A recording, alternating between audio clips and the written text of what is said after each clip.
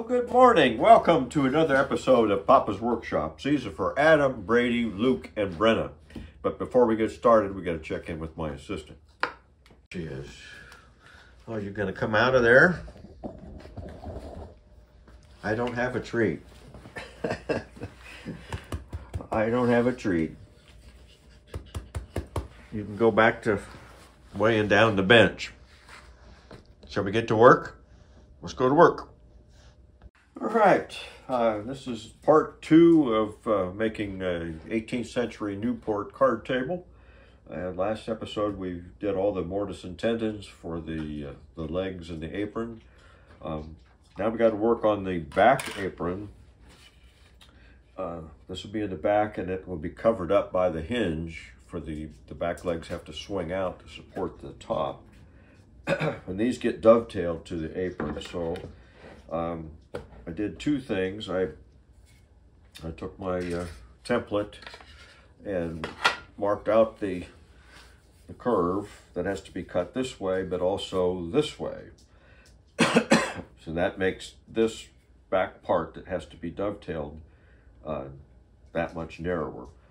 And there's a notch that has to go in there. The back leg actually comes in, has to be flush with this line, but it actually overlaps about 1/4 of an inch. There's a little notch. We'll have to do that once this is cut. We're going to do the joinery, do this dovetail joinery while it's square. So I've cut this back piece to length. So it's the opening plus I'm doing a 3/4 inch deep dovetail on each end. So it had to be 1.5 inches longer than that opening. And I don't know if you can see it on this oak, but I've already marked out the dovetails at both ends. And I think I'm just going to cut those out on the bandsaw. This oak, this white oak, is pretty tough. Normally I do it by hand, but this will be much quicker. Just do it on the bandsaw real quick. Just do the tails. I do tails first. I think it's easier to transfer the tails to the pins than the other way around. That's why I do the tails first.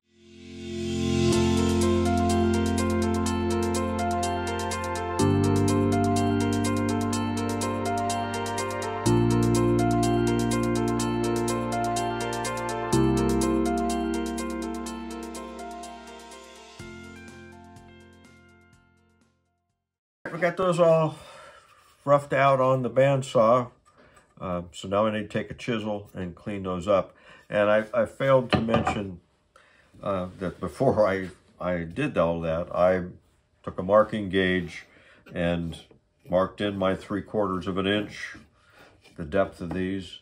And then on these, I marked the depth this way, but then the thickness of the board this way. So those are all been marked. And then I have my dovetail gauge is just homemade. I've got a set of different ones. This is a 1:6 ratio, and I use that to mark all that out. So now it's a matter of chopping these all out, and I get to use my new mallets. I made a couple of these mallets with my scraps. This was some fruit wood, a little fruit tree that we had out front about 20 years ago. Was cut down, and I saved some of the blocks. And it's really heavy and it's hard. So I think that's going to be the these. Oops. Yeah, no, that's what it's got. It comes out this way. So friction fit works real well. You can.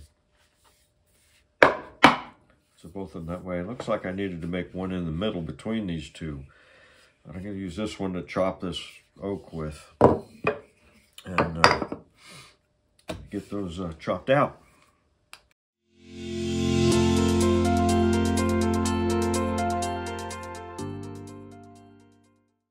All right, so we got the dovetails all cleaned up, both ends. So now we're ready to transfer the tails to the apron for the pins. So what we're going to do is stick this in here, and I want it just a little proud, so I'm just using this to, so now it's level with that, and then we'll put that underneath the other end, and so now it's fully resting on this and not on the bench. So now this is where a lot of people run into problems, is getting that aligned. I mean, you got this way to worry about, and in and out. So we don't have a drawer bottom dado to line this up with. So what we're going to do is just use a couple of blocks here.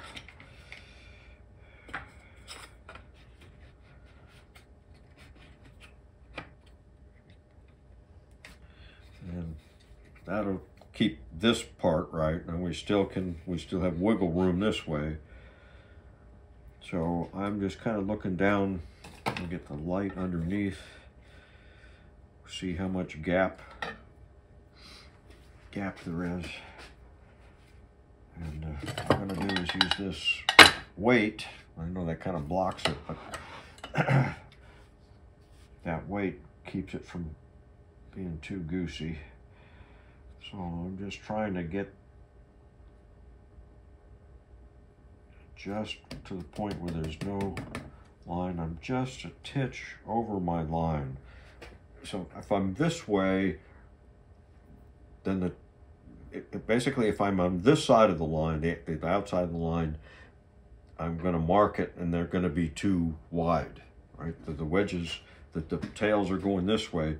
So as I go this way with it, it makes them wider. So if anything, I want to make sure I'm this way of the line so that they're smaller, and I can always fudge it if it's too small. So that's kind of how I do it. So now we look pretty straight. We'll mark these with the marking knife.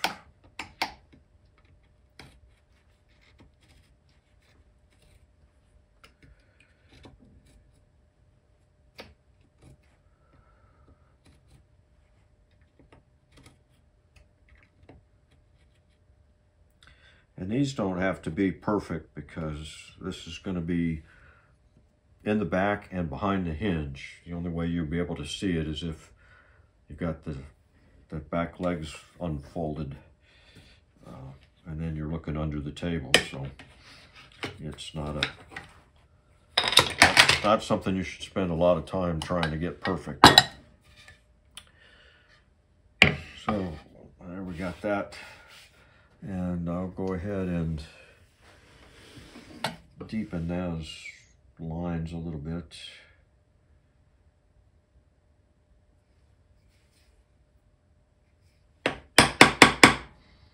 I always want to mark what is the waist, so you don't get confused, especially when you're doing multiples. So I'm purposely leaning the chisel in towards the waist. Like I said, if anything, I want to make this hole too small. I can always make it bigger.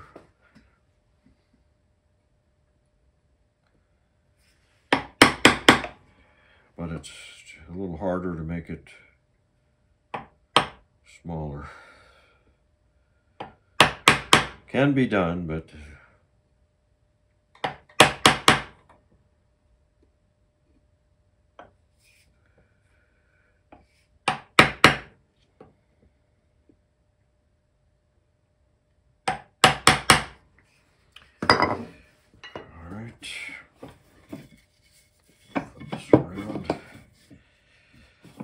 I went beyond the line, and I did that on purpose.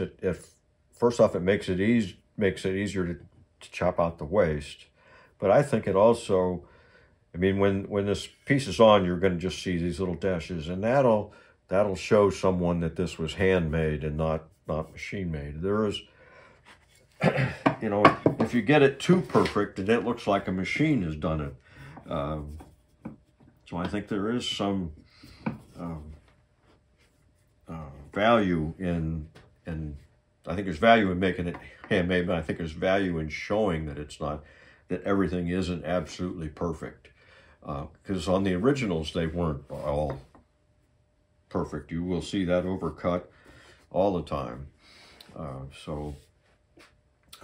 Anyway, let me cut the rest of these, and then we'll go to the next step. Well, I reviewed that video, and I had it zoomed in so much that you missed some of it. So I drew the lines, marked the waist, and then cut those little triangles on, and that helps the saw, if I knew where my saw was, just fit right in those notches like that.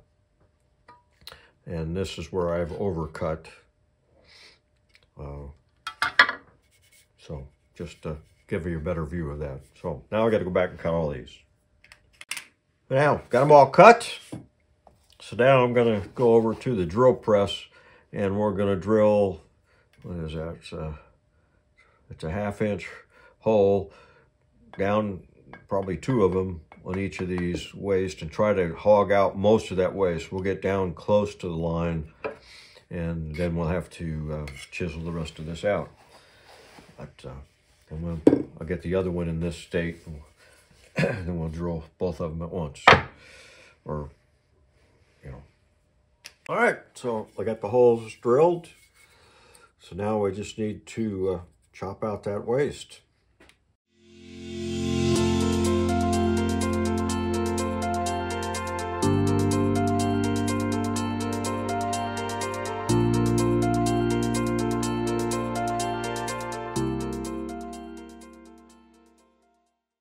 All right, we got them all chopped out.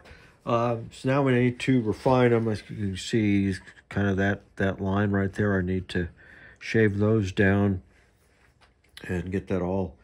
There's one where I saw cut. I can see a little bit of the pencil line there, so that's not square. So just a little bit of cleanup to do. And what I like to do on these bottoms is take a router plane, and you can see I can get the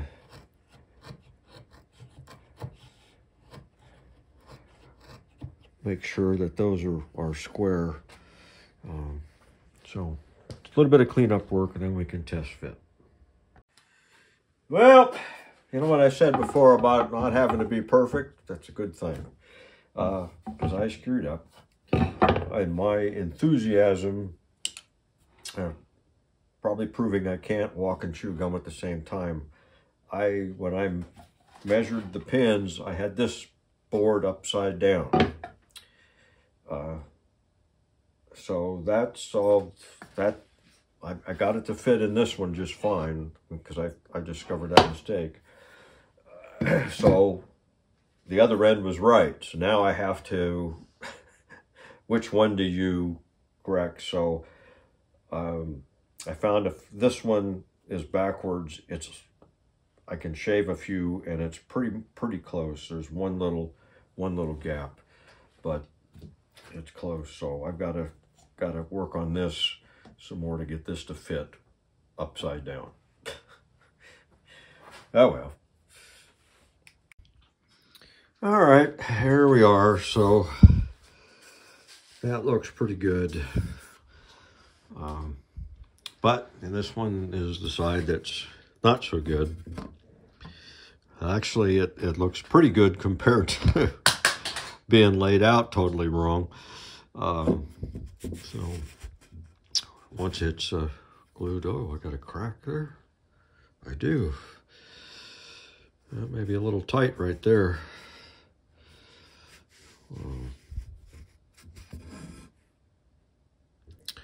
So once that's glued, like I said, that's going to be behind everything. It won't be a big deal. You got to have a mistake somewhere along the line. And we're just a shade off of being straight there. The hand, oh, it's pretty flush at the top. Hand plane will take care of that. So, what do we do next? All right, I decided to go ahead and cut out the pattern on the apron. So I've done that on both of the sides, and I'll do that on the front. Then we'll take probably the drum sander and smooth those all out, and the plane rasp, get that all straight. And this still gives me 2 flats to cut out this pattern on there. And I'll leave kind of a flat spot there too, so we don't go off the edge of the table. And on the front apron, it's got a long stretch where we don't have this piece. This is just to meet up with the back legs. It goes straight all the way across, so I'm going to leave a little chunk in the middle when we cut this, so that you know, it can stay stable on the bandsaw table. So let's get those all smoothed out. All right, I got those all smoothed out. I was thinking I had to do that while I still had this line on the front, but I can use the template to make the line on the back. So anyway, I did the spindle sander and got the curves all flat. I still left the flats in the middle, and for the center apron, or the front apron, I left this little centerpiece so that I've always got 2 references on the bandsaw table. So now we got to cut this curve on all 3 pieces, and then the fun begins. Well, the spindle sander probably won't reach all the way. We'll have to use spoke shaves and planes and rasps to get all the surfaces the way they should be. All right, we got them cut out on the bandsaw. So that's what the front apron looks like. And I think if I had it to do over, I would make this curve, these 2 curves, this curve and this curve were the same, but I think I would have, I think I should have taken about a 1/4 inch off of this one. Looking at the picture, it's hard to tell on the picture how much each curve, you know, in this line right there, how much it is, but I think mine looks deeper than those, look shallower. So not a big deal, but I think on the plans I'll make a note that that needs to be less deep. And then here are the 2 side aprons. Same, whoop, it goes this way. Same thing. So we just got to work on getting those smoothed out.